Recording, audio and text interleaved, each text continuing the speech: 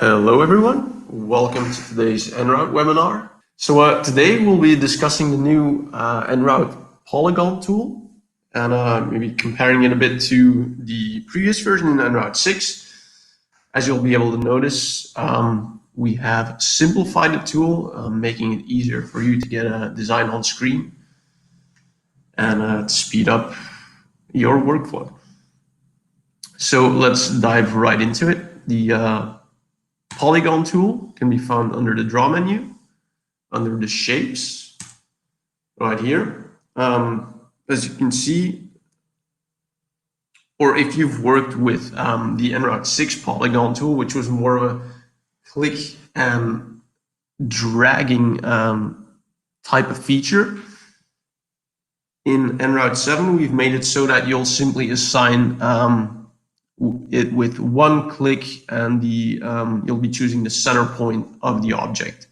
Size-wise, you'll be able to modify it using the radius settings. So for the star, you'll have the outer and inner radius. As for the polygon, you'll just be setting the outer radius.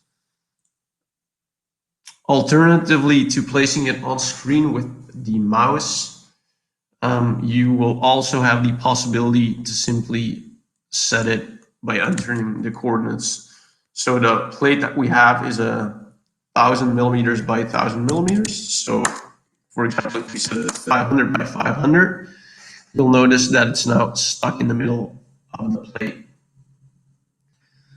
And we can actually still go in here and modify our settings. Can change, for example, our inner radius to 45, which will give us more of a shape like this. And then once we hit apply, we'll have our object on screen. As you can see as well, that the settings are saved. So if we want to add additional ones, we can just simply do that by clicking or by setting up further coordinates for the center points. Similarly, you can have the same thing for the polygon, choosing the amount of points or corners you would like to have on there. And then with the radius, the outer radius, you can define the size of the polygon.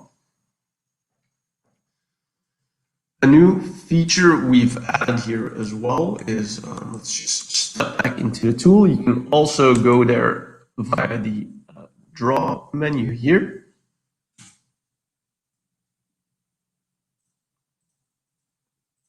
So something new that we've added, let me just go back into the radius.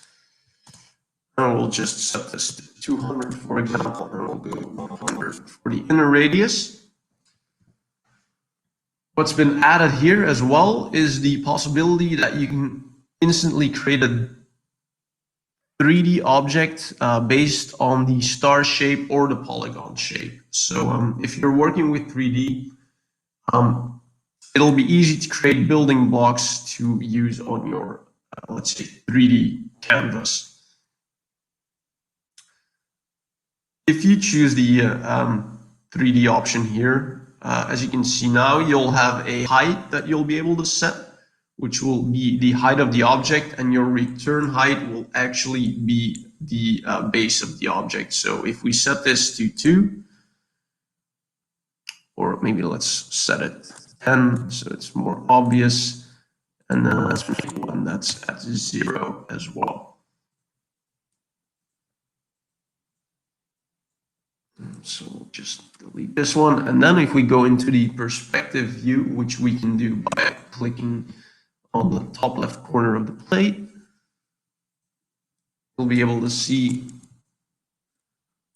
that the left one with the return height has that base height, and that the right one will just start from the top of the plate. Now, because these objects are right on top of the plate, we can actually, if we have a 3D canvas, which I'll give you an example from right now. So let's just start a new plate. We'll just get a rectangle on screen here.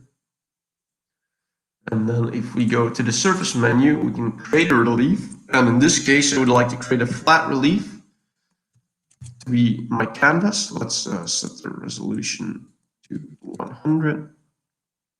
So we'll set no height, no base height either. And of course, since it's a flat relief, the angle will not apply. So this will be our canvas, which we can use contours to modify it, or STL's 3D object as I created with the Polygon tool. So let's say here we'll set the return height to 5. And we'll just leave the height at 20. And the inner radius, for example, we'll set at 95. And then we can get our object on screen here simply by clicking. And then we'll make one without a return height as well. Let me just put that one here.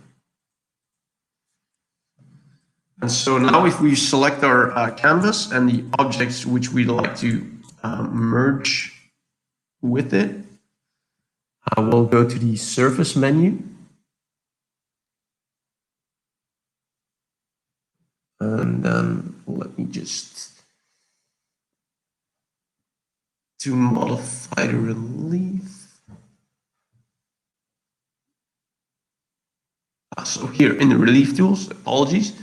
So you'll be able to apply the mesh to the relief. And here, of course, we'll choose to add this to the relief. Of course, there's also the possibility of subtracting it, but for this example, we'll simply hit add to relief. We'll choose faceted object, and then once we hit apply,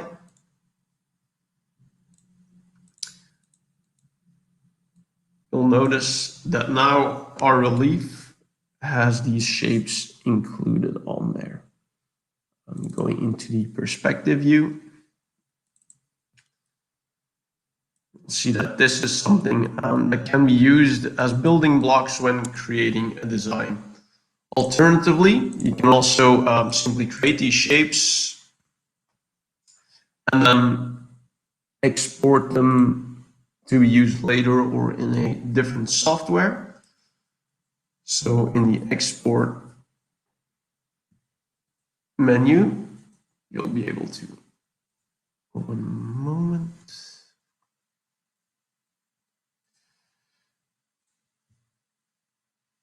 I'll have to bring this down.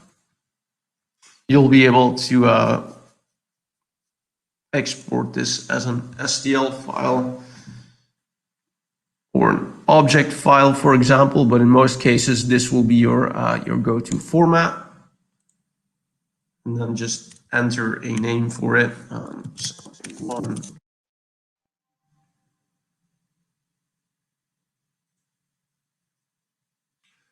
And that would allow you to either import it at a later point or bring it into another software to work with.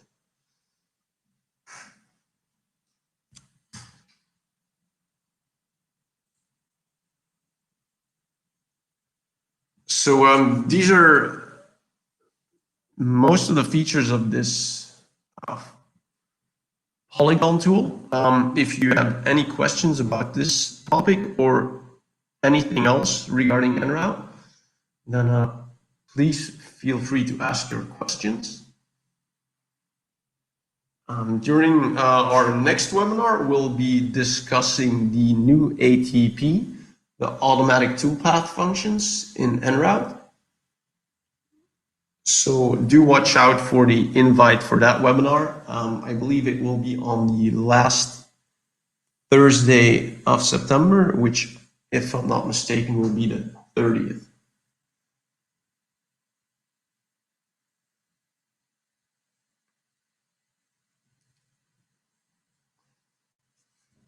So if there are no questions, I think we can conclude today's webinar. Should you think of anything else in regards to this topic or any other topic, please feel free to simply drop us an email via the support page. All right, then there's nothing left for me than to wish you a very good rest of your day.